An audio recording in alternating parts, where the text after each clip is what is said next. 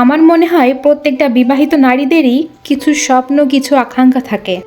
যেমন এই ধরুন, তার শখের একটা নিজস্ব ঘর হবে, একটা সংসার হবে, একটা সাজানো গোছানো রান্নাঘর হবে, যে সেখানে নিজের খেয়াল খুশি মতো রান্নাবান্না করতে পারবে। আমারও কিন্তু তার ব্যতিক্রম নয়। বেশ কিছুদিন ধরেই রান্নাঘরের জন্য কয়েকটা জিনিস কেনার বেশ প্রয়োজন আমার মনে হচ্ছিল। এদিকে আমার স্বামীজান তার সময় বের করতে পারছিল না। যাই হোক, আজ যাব কাল যাব করে করে কালকে বের হয়েছিলাম এই জিনিসগুলো কেনাকাটা করার জন্য। কিনেছিলাম একটা অয়েল জার, সাথে কিনেছিলাম আরএফএলের এই প্লেট র্যাকটা। যাই হোক, এখানে একটু অর্গানাইজ করে নিচ্ছিলাম, দেখছিলাম কোথায় রাখলে এটা ভালো হয়। আমি আমার রান্নাঘরের এই পজিশনটাতে এটা রেখেছিলাম। এটা হলো সাজিয়ে রাখার পরবর্তী লুক। আর কিনেছিলাম এই ছোট্ট র্যাকটা আলু পেঁয়াজ রসুন রাখার জন্য। আর কিনেছিলাম একটা কড়াই। জিনিসগুলো হয়তো খুবই সাধারণ বা অল্প টাকার, তাহলেও এগুলো আমার কাছে অনেক কিছু। হয়তো শুধু আমার জন্য নয়, এটা প্রতিটি বিবাহিত নারীদের জন্যই। যাদের সামর্থ্য আছে তাদের জন্য তো আলহামদুলিল্লাহ, কিন্তু আমাদের মতো মধ্যবিত্তদের জন্য এই সামান্য জিনিসগুলো কিন্তু অসামান্য। যাই হোক, কথা বলতে বলতে এদিকে কিন্তু রান্নাবান্নাটা শুরু করে নিয়েছি।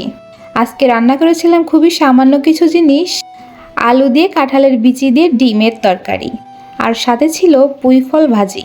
এদিকে আমি মশলাটা কষিয়ে নিয়েছিলাম, বেশ কিছুটা পেঁয়াজ দিয়ে খুব ভালো মতো ভাজা ভাজা করে নিয়ে আদা রসুনের পেস্ট, জিরা বাটা, আর সাথে দিয়েছিলাম পরিমাণ মতো লবণ এবং খুব সামান্য পরিমাণে হলুদ এবং শুকনা মরিচের গুঁড়া। খুব ভালো মতো মশলাগুলো কষানো হয়ে গেলেই এখানে আগে থেকে কেটে ধুয়ে রাখা কাঁঠালের বিচিগুলো অ্যাড করেছি।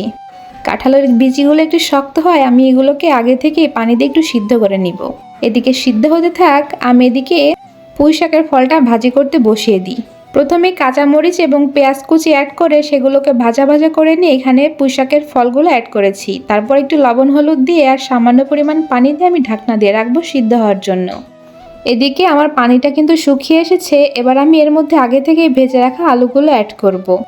এবার এগুলোকে খুব ভালো মতো কষাতে হবে। বেশ কিছুক্ষণ সময় নিয়ে আমি এগুলোকে কষিয়ে নিব মশলাগুলোর সঙ্গে। তারপর সামান্য পরিমাণে পানি দিব যাতে এগুলো খুব প্রপারভাবে সিদ্ধ হয়ে যায়। এই তো, তারপর এখানে কিছুটা কাঁচামরিচ কুচি অ্যাড করেছিলাম। এবার আর কোনো কাজ নেই, এবার ঢাকনা দিয়ে রাখবো এগুলোকে সিদ্ধ হওয়ার জন্য। এদিকে দেখে নিচ্ছিলাম পুঁই শাকের ফলটার কী অবস্থা। এই তো পানিটা বের হয়ে এসেছে, একটু নাড়াচাড়া করে নিচ্ছিলাম হলুদ লবণগুলো মিশিয়ে নেওয়ার জন্য। তারপর এই তরকারিতেও পানিটা শুকিয়ে আসলে এখানে আমি ডিমগুলো অ্যাড করব। তারপর ঝোলের পানি অ্যাড করব। যে যেমন ঝোল খাবে ঠিক তেমনই ঝোলের পানি অ্যাড করতে হবে। আর কোনো কাজ নেই, ঝোলের পানি শুকিয়ে আসলে এই তরকারির রান্না কিন্তু অলমোস্ট শেষ হয়ে যাবে। এদিকে আমার ভাজিও কিন্তু শেষের দিকে। আমি এখানে লাস্ট ধনিয়া গুঁড়া অ্যাড করে খুব ভালো মতো ভাজা ভাজা করে নিচ্ছিলাম। যাই হোক, এগুলো ছিল আজকের দুপুরের রান্নাবান্না। আজকে এই পর্যন্তই।